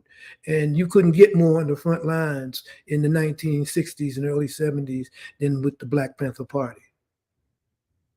Right on, right on. Definitely shout out to Sundiata for his work, for his energy, for his effort. You know, I know that the last time we had him on here was when we did the piece for Sekou, and may Sekou rise in power. You know what I mean? And also, you know, Daquee, may she continue, her and the family, to you know, and the Daji and all these folks, Dada G and everyone, continue to go through their healing process, right? We got about let me see here, probably about 20 minutes, right? But I want to touch on what's going on in regards to the whole situation, not just in Palestine, but the resistance is going on, because we spoke a little bit about the whole professors and so on and so forth. You have these different colleges and universities that are playing a role in what's going on. You have different students and different organizers who are working to fight and to resist, you know, peacefully, but they're not being, you know, the peace is not returned. I want to play a clip. We know that some Republican senators held a press conference yesterday, a press briefing, to discuss pro-Palestinian protests on college campuses. So I want to play a little bit of what these fools had to say and get your thoughts on that. Here we are.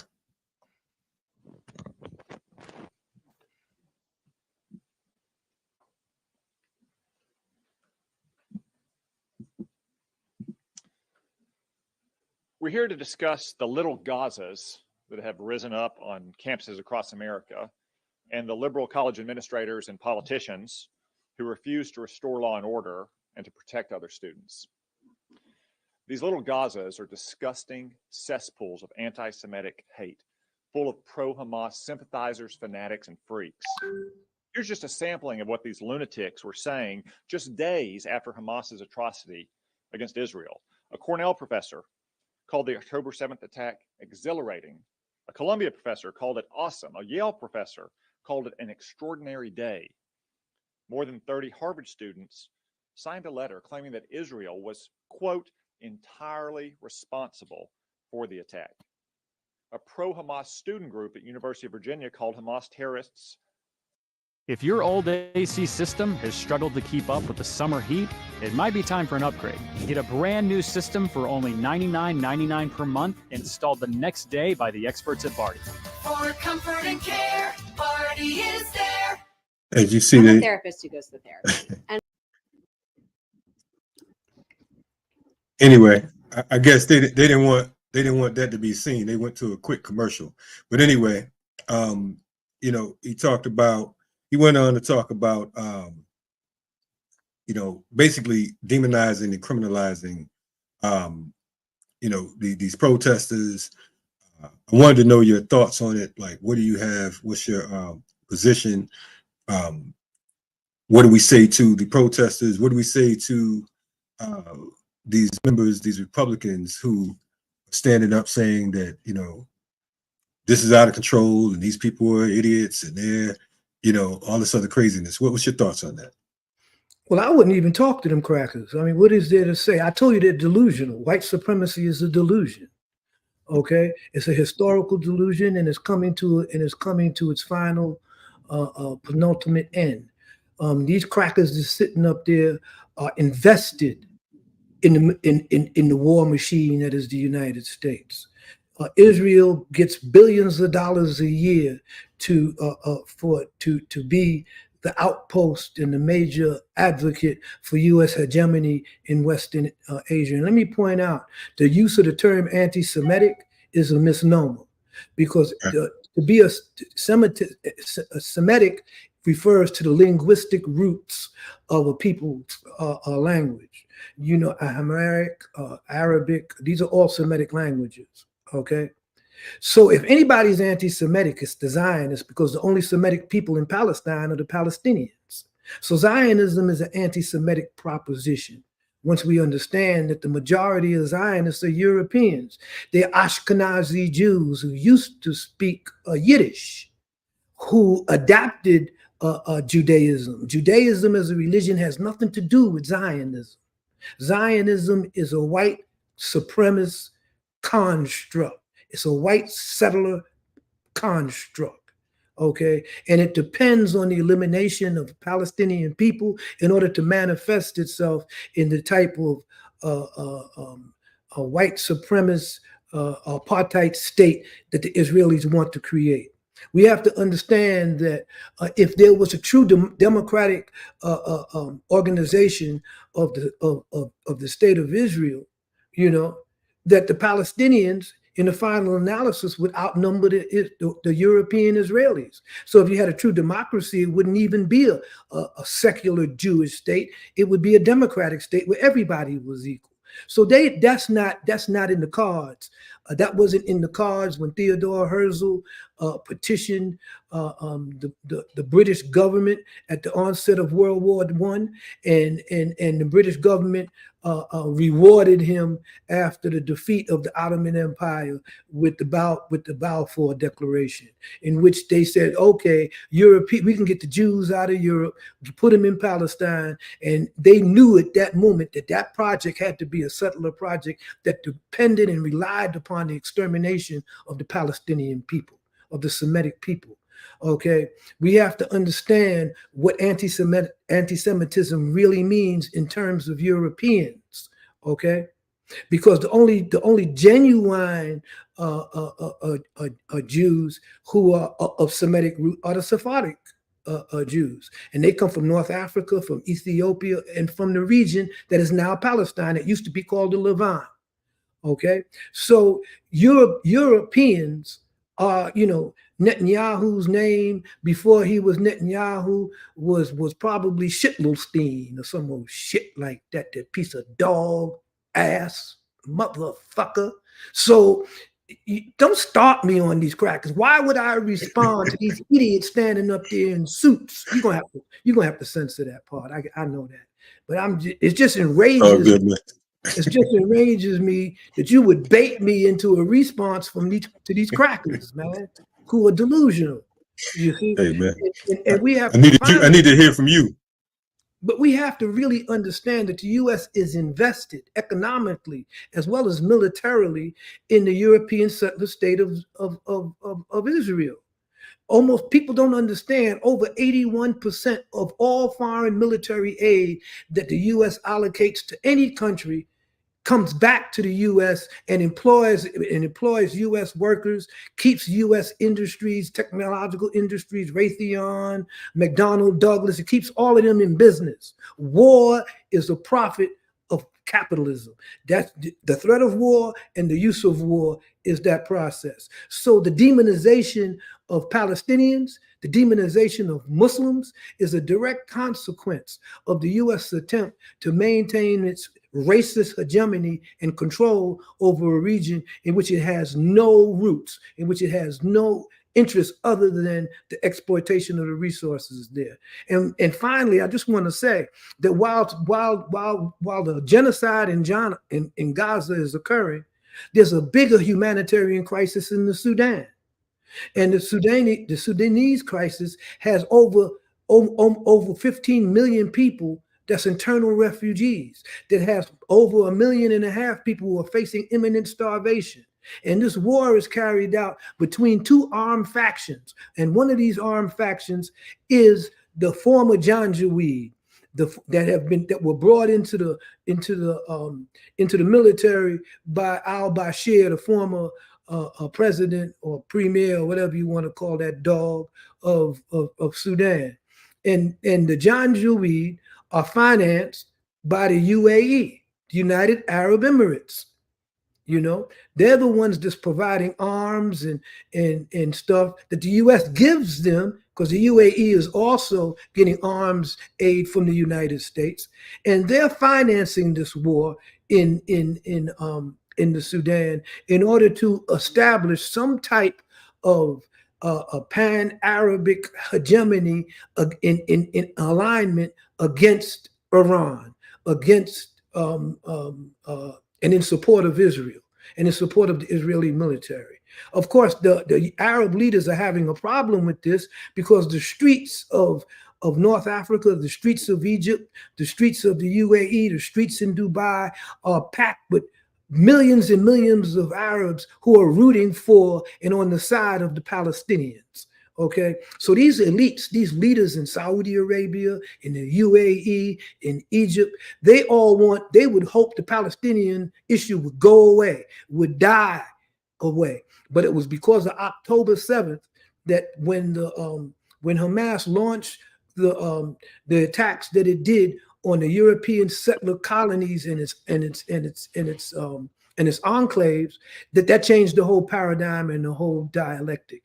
That the Israeli occupation and murder of Palestinians, which has been going on for over 50 years. This thing didn't just start on October 7th. They've been murdering Palestinians. They've been taking their homes. They've been demonizing them. They've been exiling them for over 50 years, since 1948. When I was born, Israel did not exist. It didn't exist.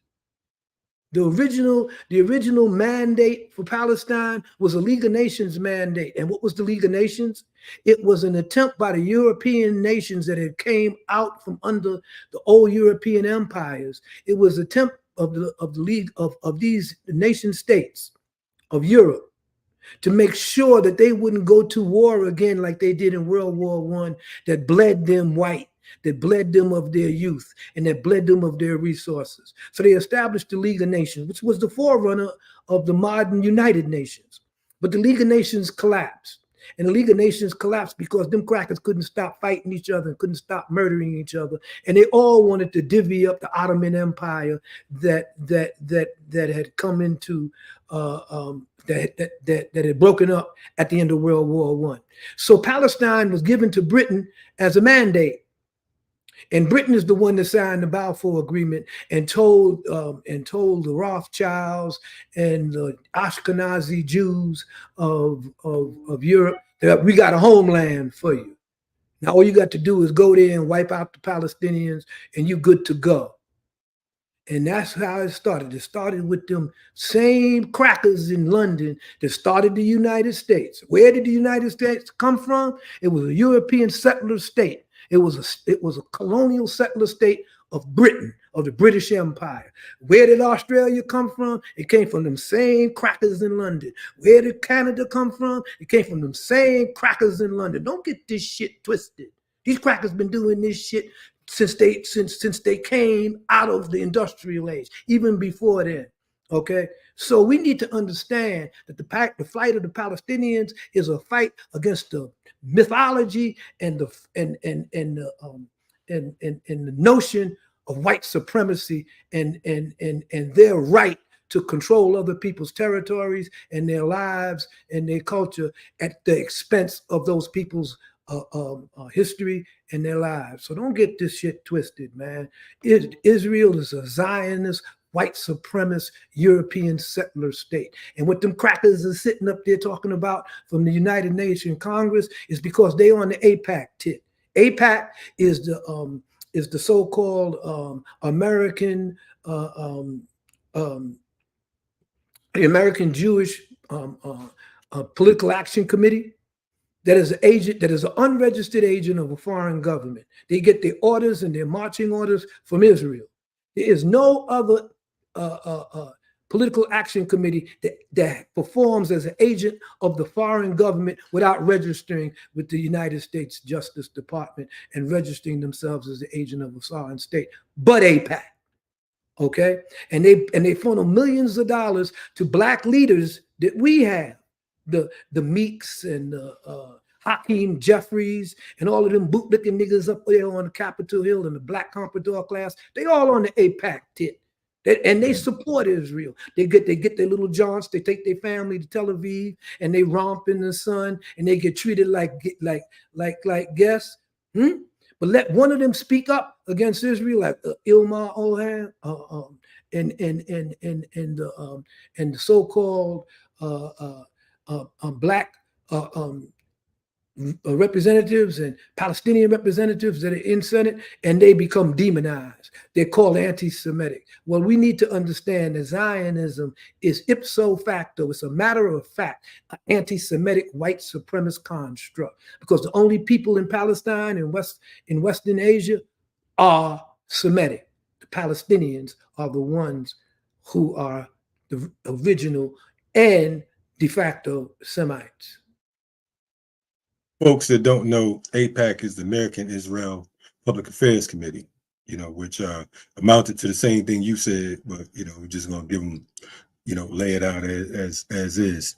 For folks, I know that our brother Mumia had a message for the over 50 encampments that are going on around the U.S. right now, and like I said, over 12 encampments across the world.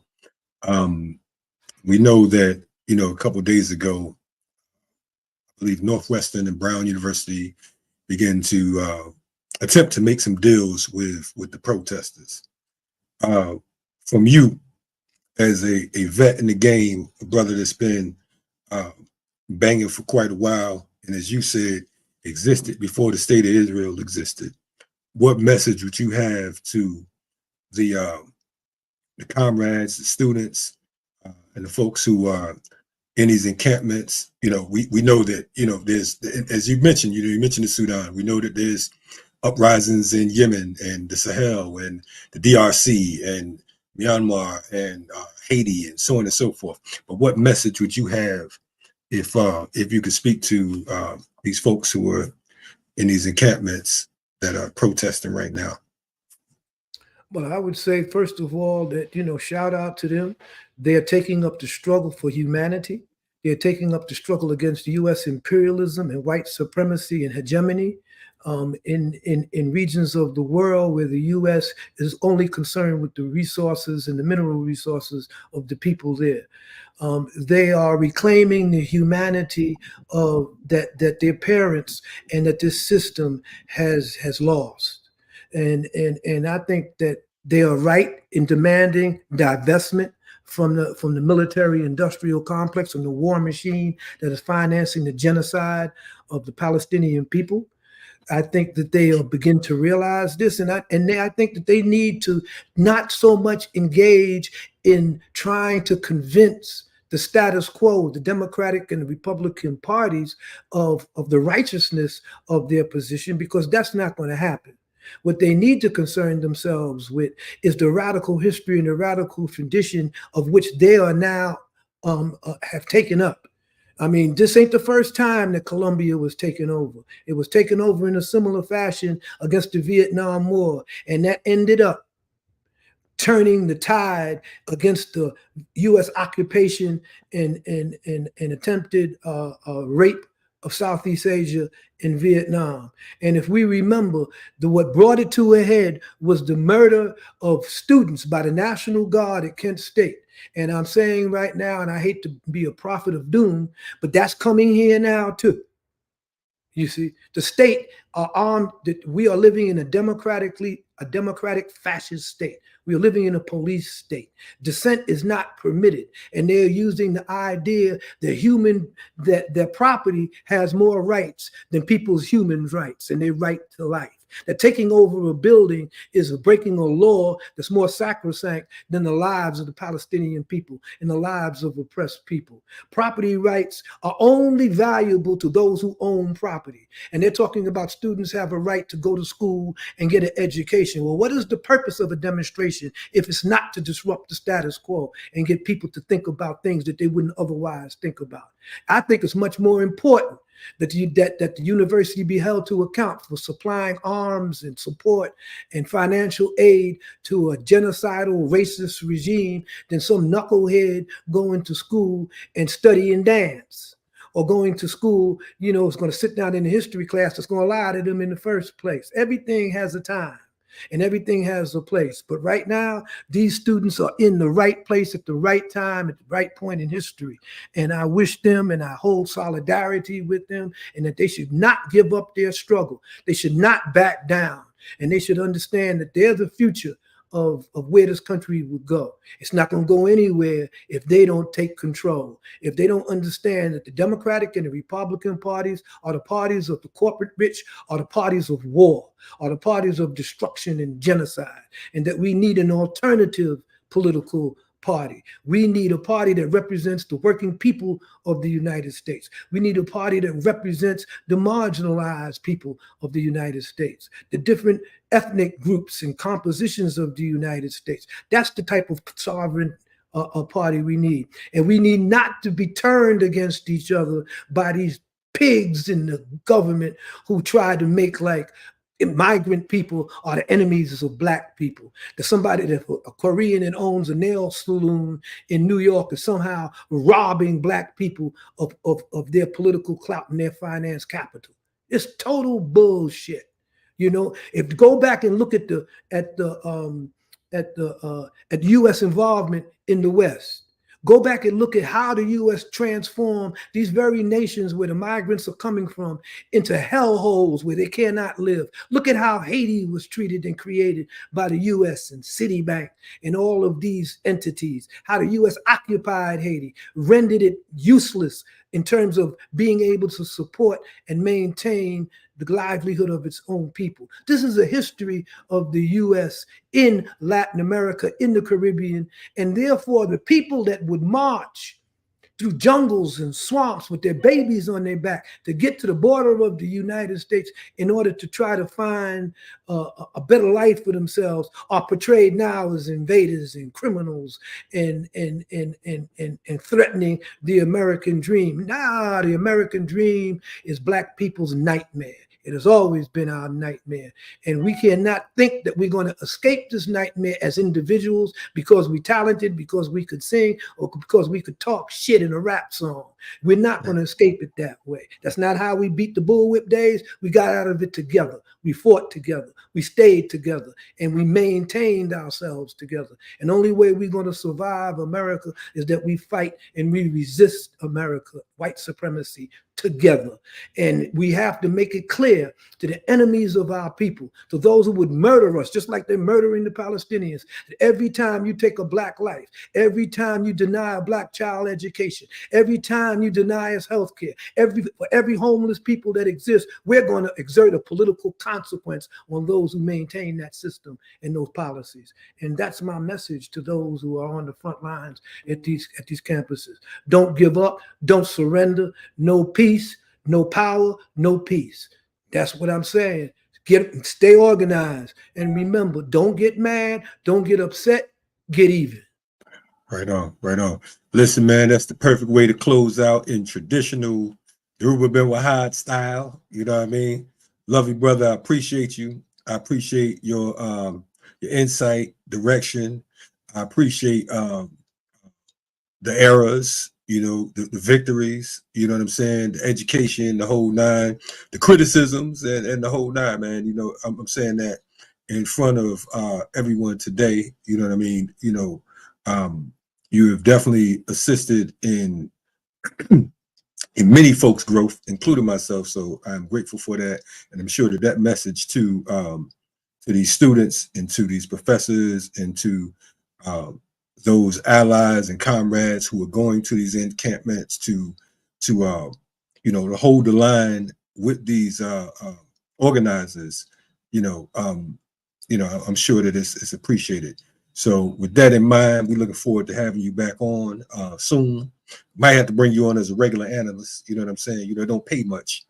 However, if I was doing this for money, man, I'd have been in.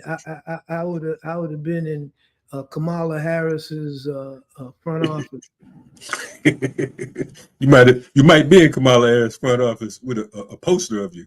But anyway, a wanted poster. Exactly. I'm sure this episode ain't gonna help you. But anyway, brother, be safe, stay on the right side of the barricades. We're gonna win in spite of ourselves. And I'm sure John Lewis is thinking about your comments in his grave right now. And he probably like that motherfucker. So oh, bald head pussy. Man, come on, man. You see, this is what I'm saying, man. You brought me to the level of profanity. I thought I was gonna be all dignified and shit, and you had me cussing like a sailor, man. Hey, brother, I don't even curse no more. Anyway, I don't curse no more neither. But you got me all worked up, especially when you brought these knuckleheads on talking all these. Man, listen, I don't even want to go there, man. Anyway, man, I'm gonna talk to you in a minute, man. Be safe. We appreciate you all checking us out. This is RSTV on Black Power Media. Keep on supporting independent Black media. You know what I'm saying? Stay strong. We gonna win. We gonna win. We gonna win. Won't have no goddamn choice but to win. Anyway, we're gonna see you in the whirlwind. RSTV.